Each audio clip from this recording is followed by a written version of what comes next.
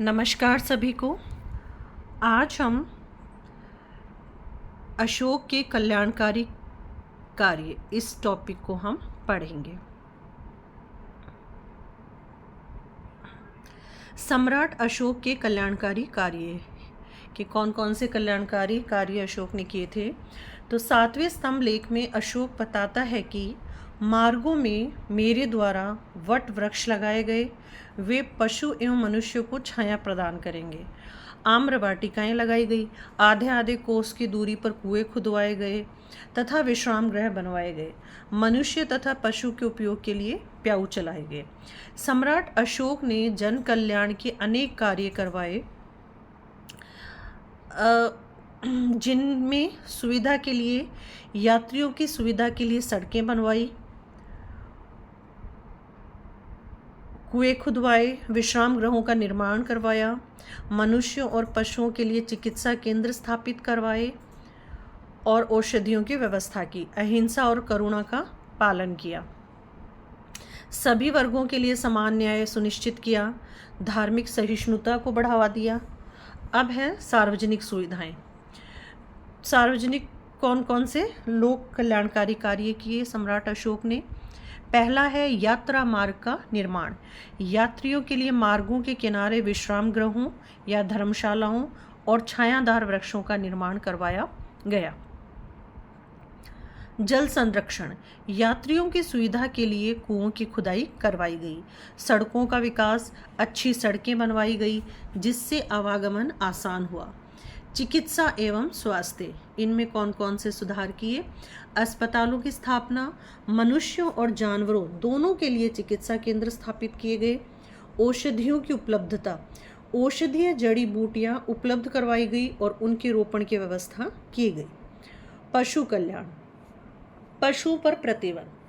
अशोक ने पशुओं की सुरक्षा के लिए शिकार और पशु हत्या पर बैन लगाया और पशुओं के संरक्षण के लिए नियम बनाए। जीवों के प्रति करुणा, उन्होंने पशुओं के प्रति करुणा भाव रखा और उन्हें मारने या नुकसान पहुंचाने वाले कार्यों पर रोक लगाई। सामाजिक एवं धार्मिक सुधार कौन कौन से किए। अहिंसा का प्रचार, अशोक ने बौद्ध धर्म की अहिंसा और करुणा के सिद्धांत का प्रचार किया। सामाजिक न्याय, सम्राट अशोक ने सभी जातियों और वर्गों के लिए समान न्याय सुनिश्चित किया। धार्मिक सहिष्णुता, सभी धर्मों के प्रति सहिष्णुता और समन्वय को बढ़ावा दिया। धम्म का प्रचार, अपने धर्म प्रचारकों को दूर दराज के क्षेत्रों में भेजकर बौद्ध धर्म और उसके सामाजिक मूल्यों का प्रचार किया। इस प्रकार हम देखते हैं कि विश्व इतिहास में अशोक के समान योद्धा एवं कुशल प्रशासक अनेक राजा हुए हैं, परंतु अशोक अपने जनहितकारी कार्यों के लिए ही सर्वाधिक प्रसिद्ध है और इस क्षेत्र में उसके जोड़ का दूसरा शासक इतिहास में मिलना कठिन है। वो पहला शासक था जिसकी उदार दृष्टि से संपूर्ण मानव समाज ही नहीं अपितु सभी जीवधारी समान थे।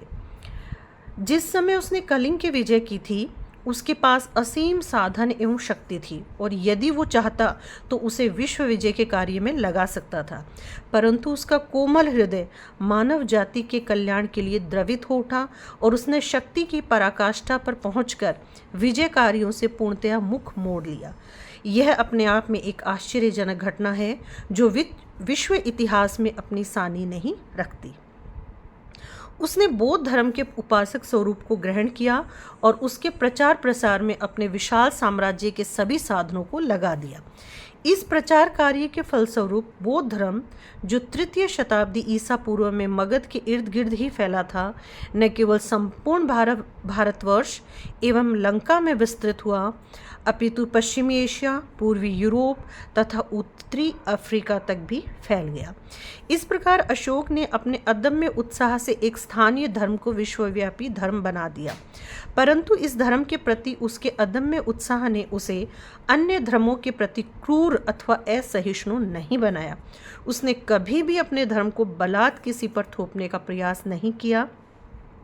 इतिहास के पृष्ठों में ऐसे व्यक्तित्व विरले ही मिलते हैं। अशोक ने विश्व बंधुत्व एवं लोक कल्याण का अपना संदेश दूर दूर तक देशों तक फैलाया। अंतर्राष्ट्रीय मामलों में वह शांति एवं सहिष्णुता का पुजारी था।